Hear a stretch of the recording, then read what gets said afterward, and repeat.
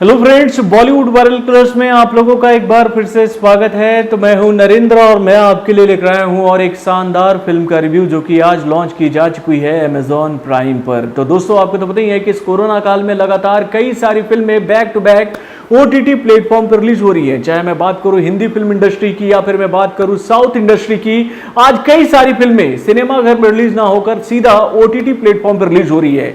तो दोस्तों, आज एक और नई फिल्म की एंट्री हो चुकी है अमेजॉन प्राइम पर, जो कि भैया तेलुगु इंडस्ट्री की फिल्म है।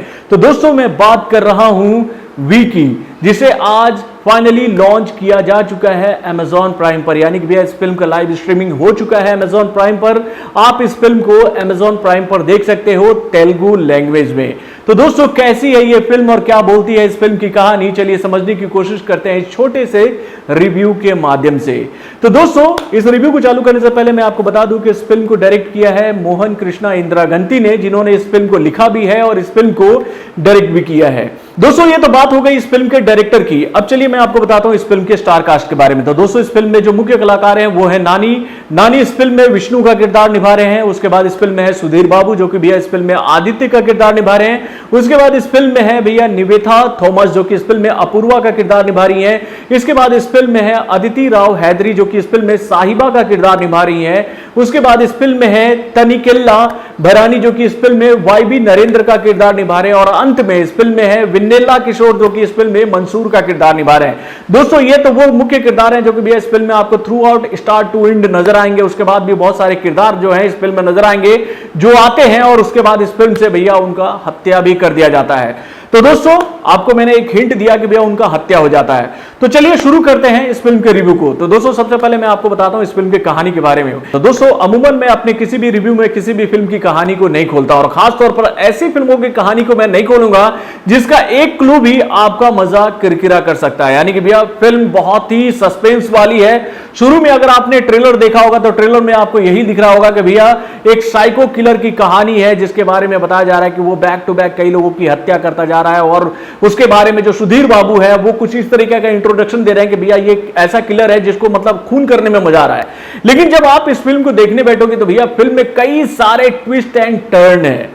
यानी कि भैया नानी की जब एंट्री होती है इस फिल्म में और वो धमाकेदार तरीके से जब एंट्री मारते हैं, उनका फर्स्ट शॉट जो सामने नजर आता है बॉस, वो जो सिगरेट पीते हुए वो इन करते हैं। यानी कि भैया स्मोक तो शरीर के लिए हानिकारक, लेकिन भैया उनकी एंट्री जो होती है वो स्मोक वाले शॉट से ही होती है। और क्या शॉट था बॉस।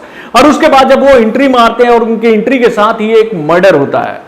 यानी कि भैया इंस्पेक्टर प्रसाद का मर्डर होता है। और ये मर्डर क्यों होता है ये किसी को नहीं पता चलता है। यानी कि भैया सुधीर बाबू पूरी फिल्म में भागते परेशान नजर आते रहते हैं कि आखिर में क्यों ये किलर जो है वो बैक टू बैक मर्डर कर रहा है और मुझे ही बार बार क्यों इंटीमेट कर रहा है कि भाई मैंने ये कांड कर दिया है, मैं ये करने जा रहा हूं, ये क्लू है। मतलब वो हर बार हत्या करता है और कुछ ना कुछ क्लू जो है वो सुधीर बाबू के लिए छोड़ता है। तो भैया वो ऐसा क्यों करता है, इसको समझने के लिए तो आपको इस फिल्म को देखना होगा। क्योंकि भैया जब मैं इस फिल्म को देख रहा था तो भाई एक बात मेरे दिमाग में आई। इस रिव्यू को बताने मतलब इस कहानी को बताने से पहले मैं आप लोगों को बताना चाहता हूं। यानी कि भैया जब मैं इस फिल्म को देख रहा था तो मेरे दिमाग में एक ही बात आई कि भैया कभी कभी आपके लाइफ में ऐसा भी होता है कि आपने जितनी मेहनत की है उससे कहीं ज्यादा आपको लाइमलाइट मिलता, आपको इज्जत मिलती, सम्मान मिलता, उससे ज्यादा कहीं आपको पुरस्कार मिल जाता है। और कभी कभी ऐसे पुरस्कार जो होते हैं वो आपके ऊपर में हावी हो जाते हैं। यानी कि भैया सुधीर बाबू को भी एक काम के लिए इतना पुरस्कार मिलता है कि भैया वो सुपर हीरो बन जाते हैं अपने क्षेत्र के लिए। उनका मतलब नाम इतना हो जाता है कि भैया हर जगह उनकी ही चर्चा हो रही होती है। लेकिन भाई अंत में जाकर पता चलता है कि भाई उन्होंने जो काम किया था वो उतना बड़ा काम नहीं था, उनसे बहुत बड़ी त्रुटि हो गई थी। यानी कि भैया उनसे बहुत बड़ी गलती हुई थी। और इस बात का अंदाजा उनको तब होता है जब उनका मुलाकात नानी से होता है। यानी कि भैया जब विष्णु की एंट्री होती है उनके लाइफ में और उसके बाद एक एक करके जब विष्णु उनके सामने वो कड़ियां रखते हैं कि भाई देखो जो पुरस्कार तुम्हें मिला था वो तुम डिजर्व नहीं कर रहे थे, वो तुम डिजर्व नहीं कर रहे थे, तुमसे ये गलतियां हुई है। यानी कि दोस्तों इस फिल्म की कहानी में बहुत सारे ट्विस्ट एंड टर्न है बॉस। मैं आपको घुमा घुमा के कहानी बता रहा हूं, मैं आपको उलझा रहा हूं, मैं आपको कोई क्लू नहीं देना चाहता हूं, इसीलिए मैं इस तरीके से आप लोगों को कहानी बता रहा हूं। क्योंकि भैया कहानी में इतने ट्विस्ट एंड टर्न है जो कि फिल्म का मजा बढ़ा रहे थे बॉस। वाकई में बहुत ही बेहतरीन फिल्म है। और सबसे दुख की बात मैं आपको बताना चाहूंगा भाई कि मैं तो भैया भावनाओं को समझ रहा था फिल्म को समझने की कोशिश कर रहा था, क्योंकि भैया तेलुगु लैंग्वेज तो मुझे आती नहीं है, लेकिन जो सीन बता रहा था, जो सीन का नरेशन बता रहा था, वो तो मुझे समझ में आ रहा था कि भैया फिल्म क्या बताना चाहता है, आखिर में क्यों नानी सुधीर बाबू को इतना परेशान कर रहे हैं, वो अंत में जाकर पता चलता है। पूरी कहानी का नया निचोड़ आपको बता दो कि भैया ये एक रिवेंज की कहानी है, और इससे ज्यादा मैं आप लोगों को नहीं बता सकता हूं, क्योंकि भैया आपका मजा जो है वो किरकिरा हो जाएगा। दोस्तों ये तो बात हो गई इस फिल्म की कहानी की। अब चलिए हम लोग बात करते हैं एक्टिंग वाले डिपार्टमेंट की। तो भैया इस फिल्म में जितने भी किरदार थे, सब ने अपना काम बखूबी निभाया, लेकिन भैया सबसे ज्यादा अगर किसी ने प्रभावित किया है तो भाई वो किया है नानी ने। यानी कि भैया नानी ने जो किरदार निभाया, भाई फैन हो गया, भाई मैं उनका फैन हो गया।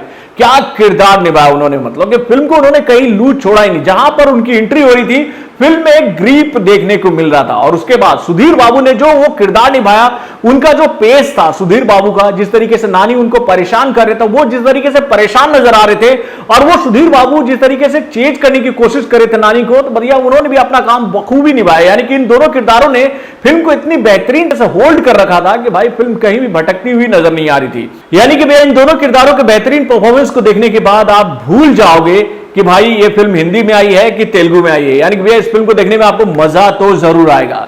दोस्तों ये तो बात हो गई एक्टिंग वाले डिपार्ट की। अब चलिए हम लोग बात करते हैं डायरेक्शन वाले डिपार्ट की। तो दोस्तों वाकई में इतना जटिल स्टोरी जब होता है फिल्म में, इतने सारे ट्विस्ट एंड टर्न होते हैं, और आपको अगर भैया फिल्म में सस्पेंस बनाए रखना है तो भाई इसी लेवल का मेकिंग होना चाहिए। यानी कि भैया मोहन कृष्णा इंद्रगंती ने जो काम किया है इस फिल्म में, जो उन्होंने डायरेक्शन किया है, जिस तरीके से उन्होंने अपनी फिल्म को लिखा है, तो उनके दिमाग में मुझे लग रहा था ना कि पूरी कहानी चल रही थी कि भैया कैसे, कहां पर किसका इंट्रो होना चाहिए, किसका मर्डर कैसे होगा, और अगर वो मर्डर होगा तो भैया वो क्लू और भैया कैसे वो लूप लाइन छोड़ते जाएंगे, किसके लिए, तो सुधीर बाबू के लिए, कि वो उनका पीछा करे, और वहां से अगर वो पीछा करते सुधीर बाबू अगर नानी तक पहुंच भी जाते हैं तो नानी उनके हाथों से बचकर कैसे निकलेंगे। यानी कि भैया अंत में क्या नानी को सुधीर बाबू पकड़ पाएंगे, यह समझने के लिए आपको भैया पूरी फिल्म को देखना पड़ेगा। यानी कि भैया जिस तरीके से पेस को उन्होंने मेंटेन किया है फिल्म के डायरेक्टर यानी कि मोहन कृष्णा इंद्रगंती ने, उनकी हम जितनी भी तारीफ करें वो कम है। तो आप अपने कमेंट के माध्यम से हमें जरूर बताइएगा कि आपको ये फिल्म कैसी लगी। वैसे आपसे अगर मैं ये सवाल पूछूं कि भैया आपको किसका किरदार सबसे बेहतरीन लगा, विष्णु का या फिर आदित्य का, अपने कमेंट के माध्यम से हमें जरूर बताइएगा। तो बॉलीवुड और टॉलीवुड से जुड़े और भी कई सारे खबरों को जानने के लिए हमारे चैनल बॉलीवुड वायरल प्लस को लाइक और सब्सक्राइब करना ना भूले, और हमारे नए अपडेट्स को जानने के लिए बेल आइकन को जरूर दबाएं। दोस्तों जैसा कि आपको पता है कि मेरा नाम है नरेंद्र शर्मा और मेरा नाम है पूजा शर्मा। ये मेरी वाइफ है। दोस्तों आपने आज तक हमारे चैनल यानी कि वायरल न्यूज जंक्शन को बहुत सारा प्यार दिया है, और मुझे उम्मीद है कि आप हमारे नए चैनल, मैडम आगे बताइए, टेस्टी कटोरी को भी उसी तरह से प्यार देते आएंगे जिस तरह से अभी तक आपने वायरल न्यूज जंक्शन को प्यार दिया है।